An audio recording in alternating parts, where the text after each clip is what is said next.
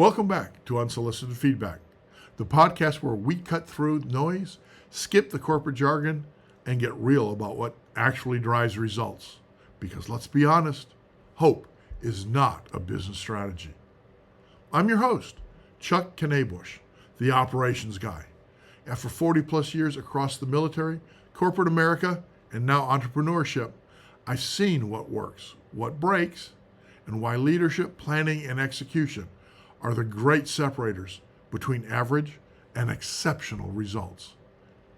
As you're catching the replay, send your thoughts or challenges directly to me at chuck@13ten.com, at chuck@1310.com. Since your time matters, let's jump straight into today's topic. Monthly leadership review. How to use 4 weeks of data to actually change next month's results. Welcome back to Unsolicited Feedback, where hope is not a business strategy, planning isn't optional, and leadership isn't a spectator sport. Today we're leveling up.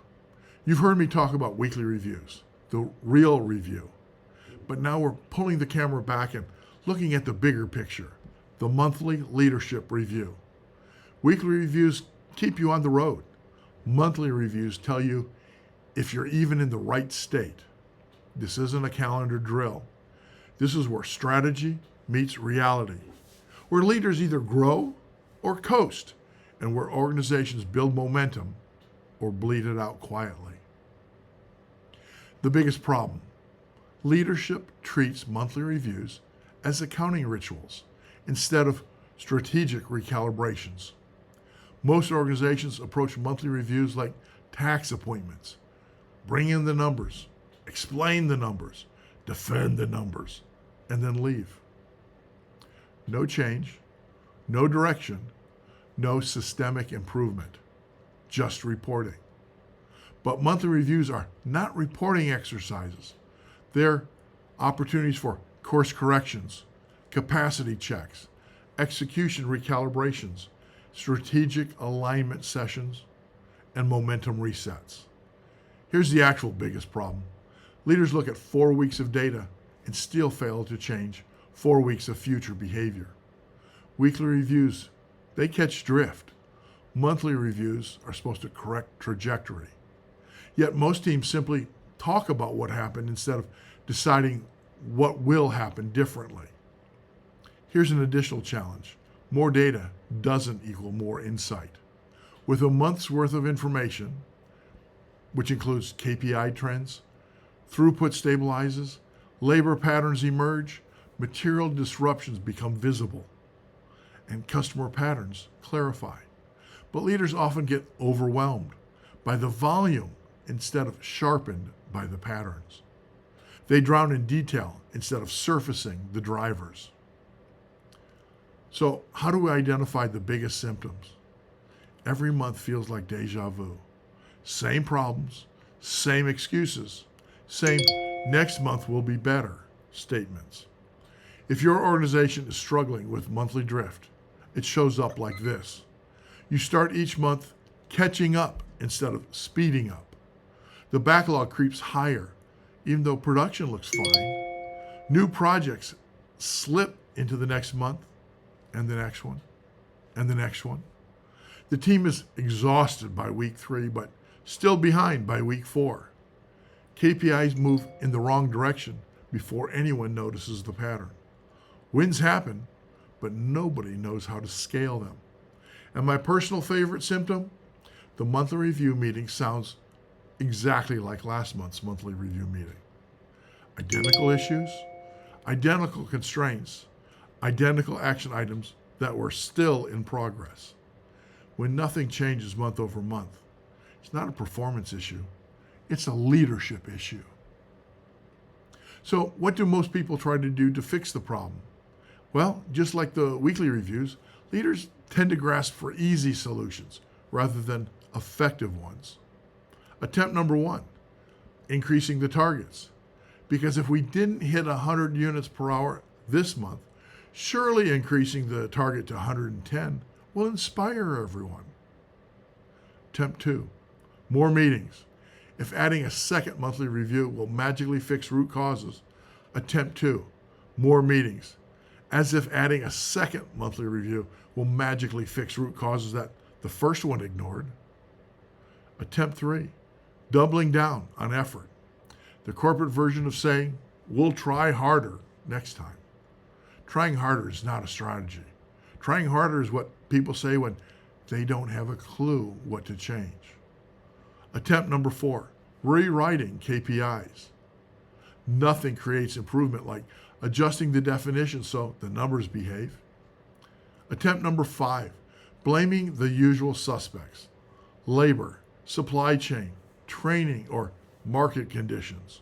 If everyone's at fault, no one's accountable. So, why do those solutions rarely work? Because monthly performance is a lagging indicator, and by the time it drops, you're already in trouble.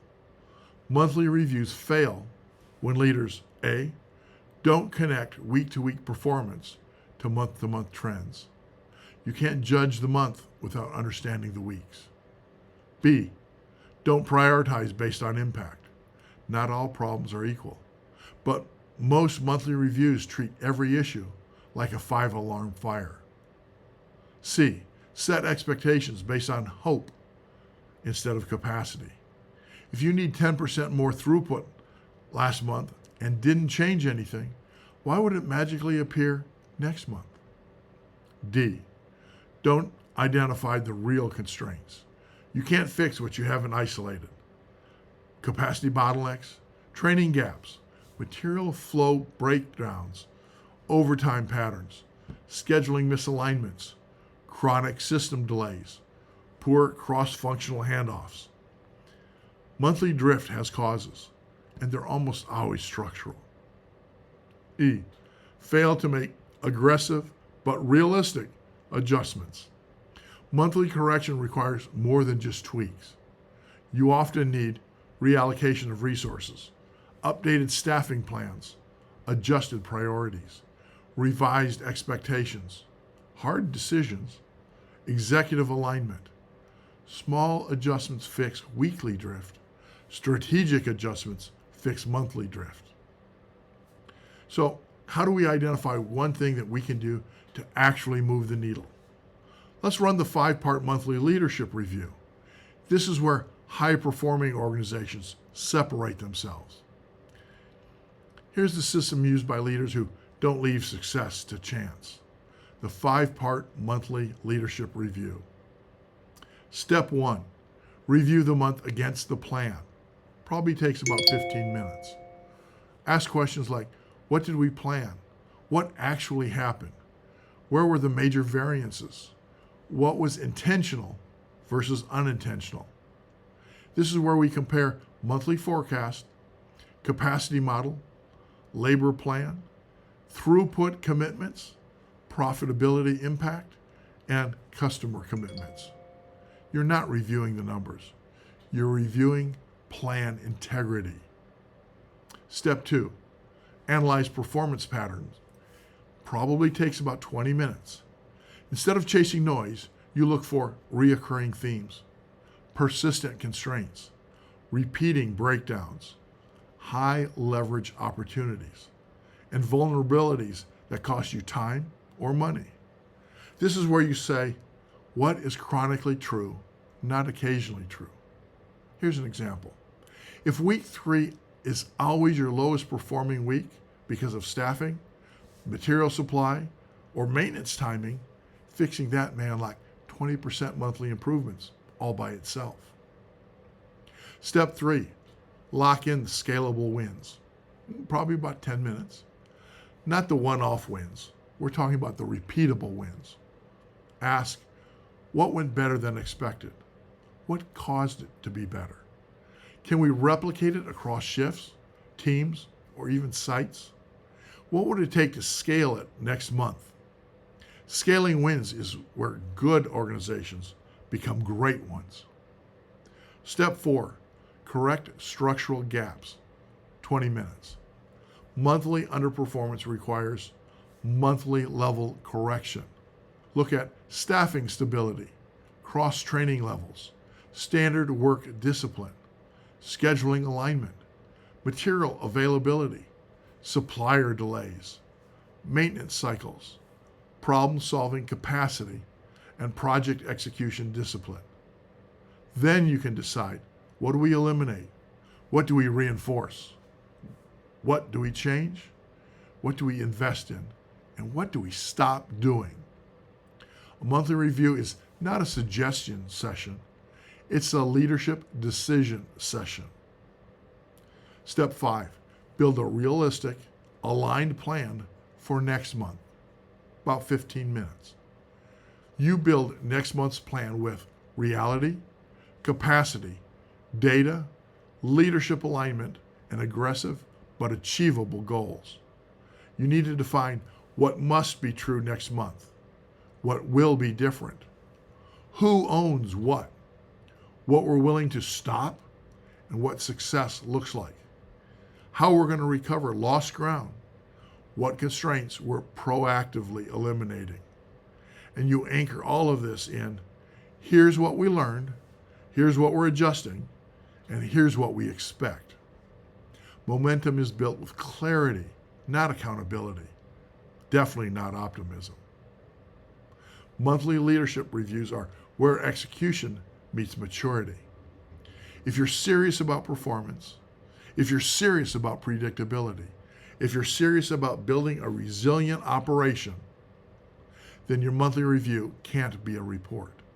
It has to be a recalibration. Review the month, identify the patterns, lock in what worked, fix what failed, build a better plan, and align your team to execute it with intent.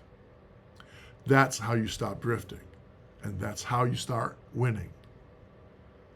And that's a wrap for today's episode of Unsolicited Feedback. Thanks for joining me. But don't just nod along.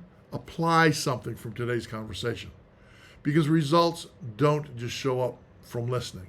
They show up because you did something. You took an action. Even one small action this week will move the needle further than a month of good intentions. If you want to go deeper, scan the QR code or schedule a 30-minute strategy chat. I'd love to hear how you're using planning, leadership, and execution to make sure hope never becomes your business strategy. Drop a comment and like the episode. I'm Chuck Knabusch. Until next time, stay focused, stay disciplined, and don't you dare rely on hope.